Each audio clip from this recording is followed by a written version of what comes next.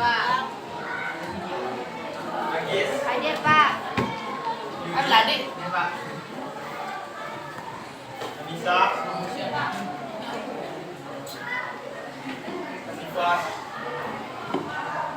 Sifa Najwa. Fadila Sahari Hakim. Gusti. Ezel. Enggak. Dua minggu kemarin sebelum P5 kita sudah masuk ke tengah-tengah tentang bab 2 mengenai masa praksara, ya kan? Ya.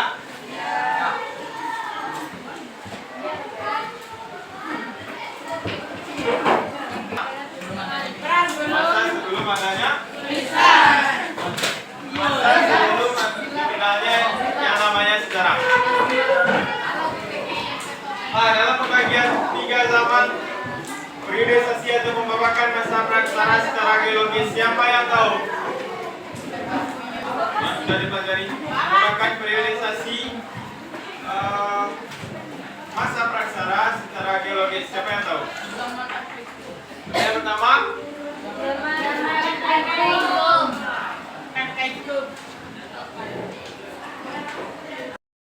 selanjutnya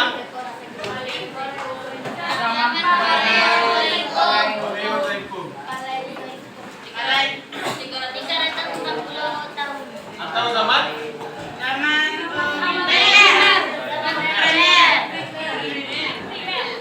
selanjutnya Zaman Mesozoikum. Mesozoikum atau lanjut Neozoikum atau Mesozoikum. yang terbagi menjadi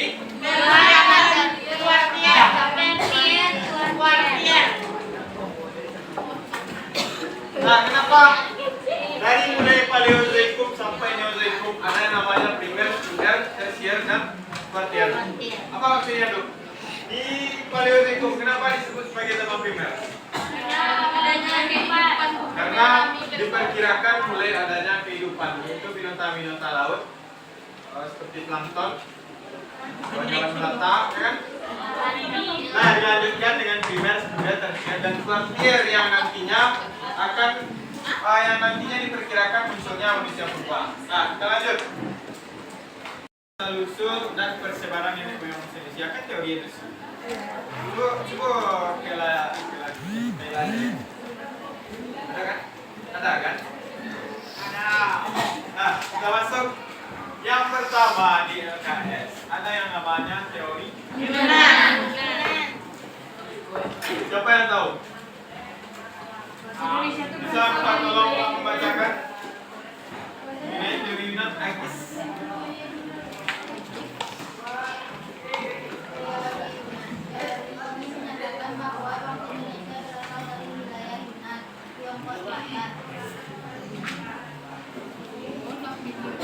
Masyarakat Yunani percaya datang secara bergelombang ke Asia Tenggara melalui sungai-sungai besar seperti Mekong dan Mauraya yang berlanjut terus ke Kepulauan Nusantara.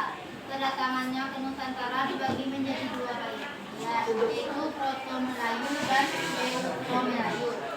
Proto-Melayu adalah gelombang pertama yang datang sekitar tahun 3000 hingga 1500 sebelum Masehi. Proto-Melayu membawa kebudayaan Neolitikum dan menggunakan perahu bersadik satu. Sementara itu, Euro-Melayu datang belakangan pada 1500 sampai 500 sebelum Masehi.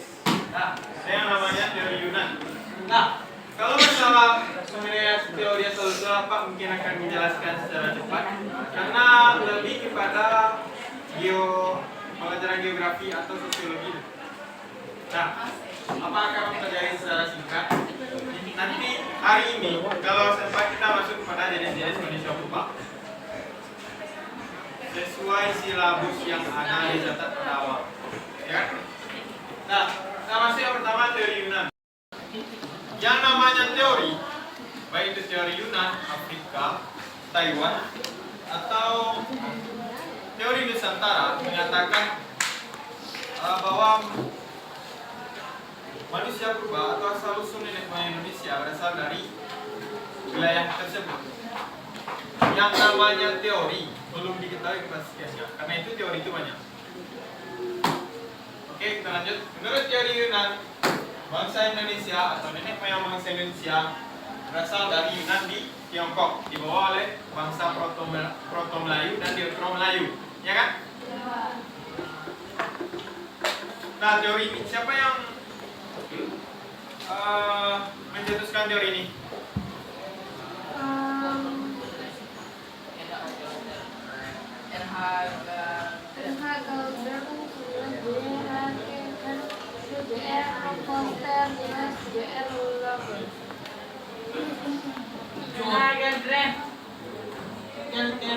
Galder.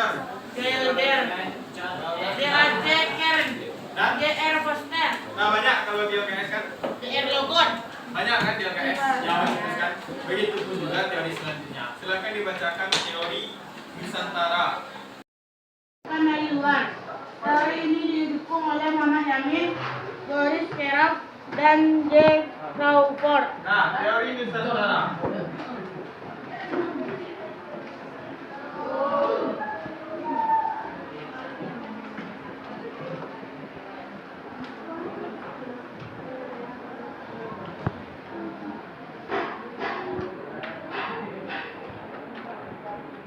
Nah, bahwa nenek moyang Indonesia berasal dari Indonesia sendiri.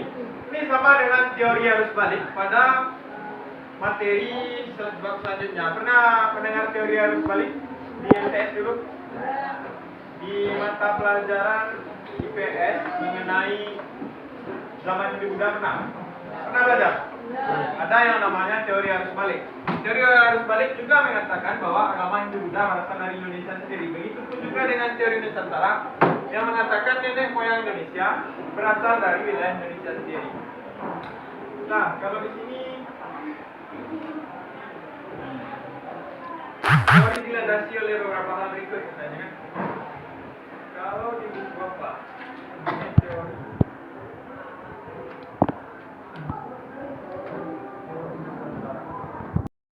sendiri mengatakan bahwa mereka sudah memiliki peradaban yang tinggi dan tidak memerlukan kedatangan atau pengaruh dari budaya-budaya lain. Tapi yang namanya suatu daerah pasti asalnya dari daerah lain. Apalagi kehidupan pada masa praksara penuh dengan nomaden. Nomaden tahu? Berpindah-pindah. Nah, jadi untuk teori Nusantara pun sedikit diragukan. Pasti, setiap teori pasti memiliki kelebihan, pasti memiliki kekurangan.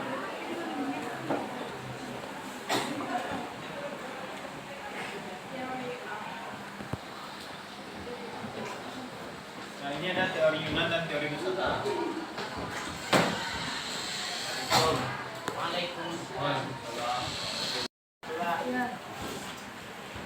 Dari Afrika menyatakan bahwa nenek moyang Indonesia berasal dari wilayah Afrika. Itu ada yang namanya bangsa Negroid atau Austronesia.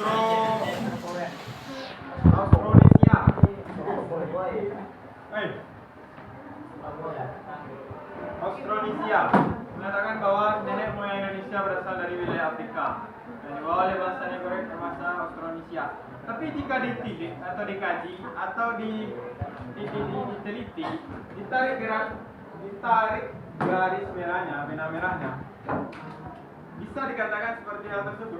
Karena lihat saja,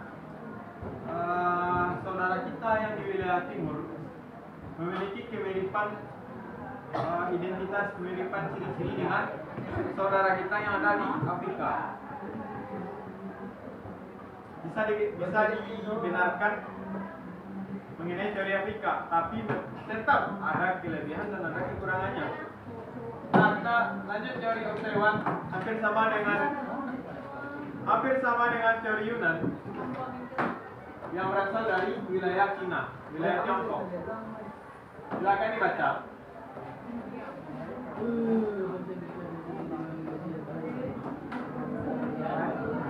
Silakan dipindahkan ke buku. Mau dipindahkan sekarang? Iya, Pak. Silakan dipindahkan ke catatan. Ya, Pak.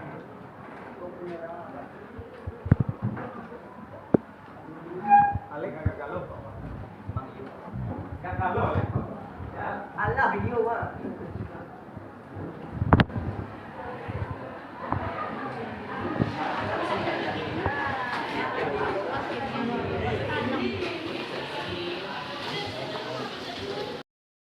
Dilihat dari sini bahwa peta ini menunjukkan persebaran manusia yang berasal dari Afrika bisa ke Ibrah, yang masuk ke wilayah Indonesia langsung ke benua Amerika.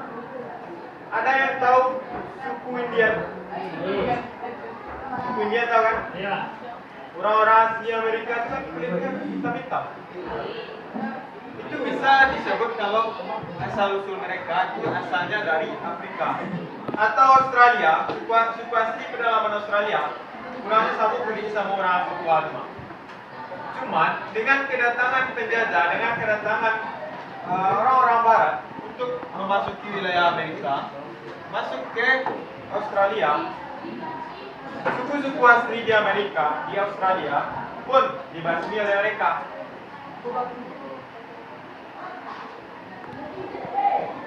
Tahu kayak apa itu bendera Australia?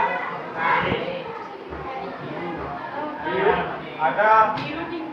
Ada bendera Inggris di luar situ lah. Itu bisa dipilih, bisa dikatakan kalau Australia, New Zealand dan sebagainya merupakan bagian dari koloni Inggris sampai sekarang pun. Koloni wilayah Australia, New Zealand dan segala macam wilayah di sini merupakan bagian dari United Kingdom.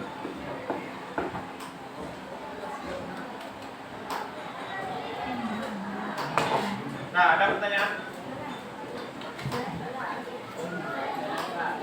Tante Nabita kalau Oi. Homo anjing. udah Afif sudah lagi.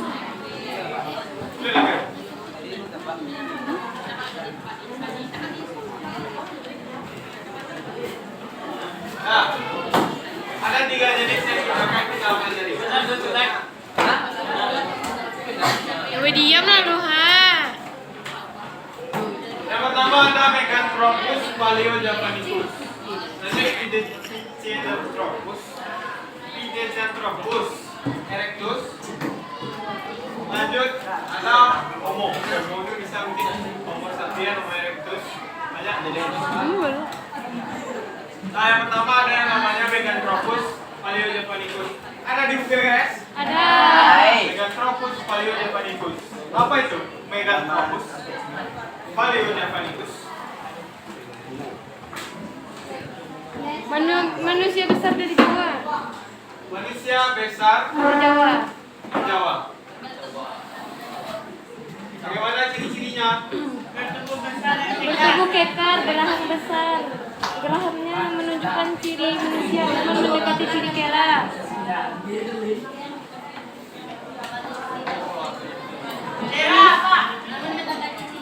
Manusia ini berukuran Namun mendekati ciri kera. ada apa menjelaskan dulu? Mengenai teori Darwin mengatakan bahwa Manusia terbuat dari kera. manusia apa satu itu dulu manusia berasal dari Kera. Revolusi kera. Tidak memahami apa yang Tadi apa? Manusia berevolusi. teori Darwin mengatakan apa ulang sekali lagi tanamkan di kepalanya. Teori Darwin mengatakan bahwa manusia merupakan evolusi dari manusia Kera. manusia kera. Coba gue Oh iya, Pak, ingat Bapak.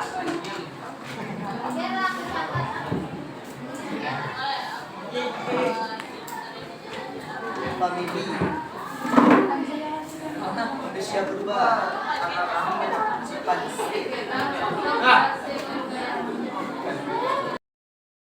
Nah, silakan diperhatikan bahwa kera manusia Cipta dan Gorila merupakan satu keluarga.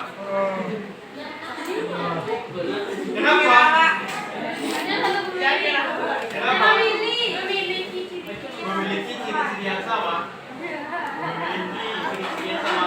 Bantul tangan, bantul kaki, semuanya memiliki ciri-ciri yang sama. Nah, kita balik kepada teori Darwin tadi. Teori Darwin mengatakan manusia berasal dari manusia kera.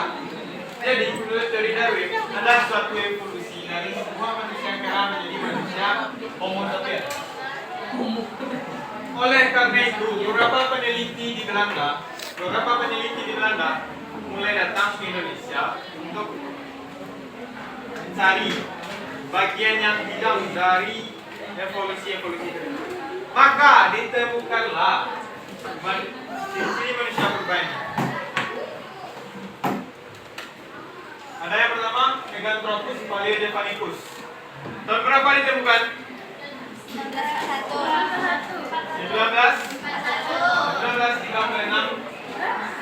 1936 sampai 1941. Nah, ditemukan oleh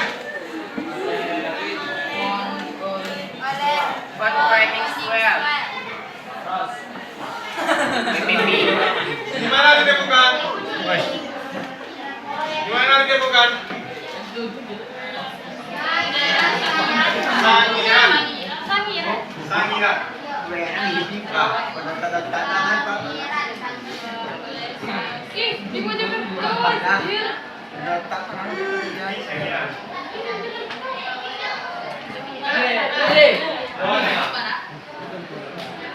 Nah, ditemukan oleh Von Koningswald pada tahun 1936 hingga 1941 di Sangiran, Jawa Tengah.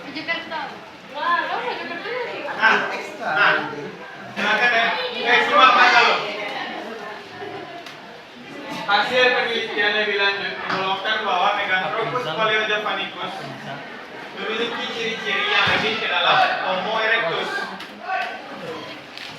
Oleh karena itu, penggunaan nama Meganthropus diubah menjadi Homo erectus yang tetap mempertahankan paleojapanicusnya. Jadi, kalau ingin mencatat Meganthropus paleojapanicus atau Homo erectus paleojapanicus, silakan disebut seperti itu. Nah, ini dia. Mirip.